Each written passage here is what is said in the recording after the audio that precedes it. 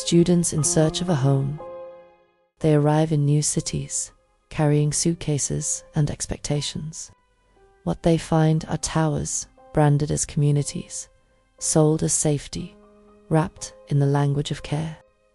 But behind the posters, there are cracks, sometimes small, sometimes literal, the kind that drip through ceilings and into sleepless nights.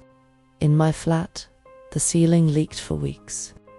The walls darkened, mold spreading like quiet proof that neglect can bloom as easily as damp. I reported it. They said, "Use the app." I did. Nothing changed.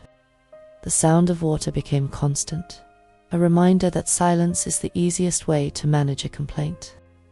When the storm hit, they finally noticed. But instead of repairs came relocation. Instead of care came procedure. These are purpose-built student accommodations, companies that promise community, but operate like corporations. They sell belonging as a product, something polished, packaged, and priced. Common rooms staged for photos. Events that market connection, but never make it. I was 3,000 miles away when they told me to move. No official notice, no empathy, just an email, an offer to relocate to mixed flats, distant holes, or nowhere at all.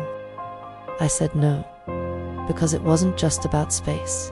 It was about safety, faith, and comfort. But those things don't fit into spreadsheets.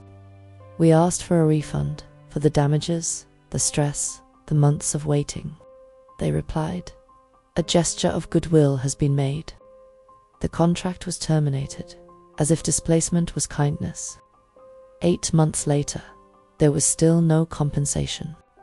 Only apologies, signed with kind regards, as if displacement was kindness.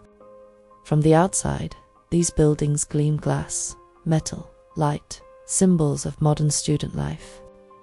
But inside, the cracks remain. In the ceilings, in the damp, in the mold that returns even after it's scrubbed away.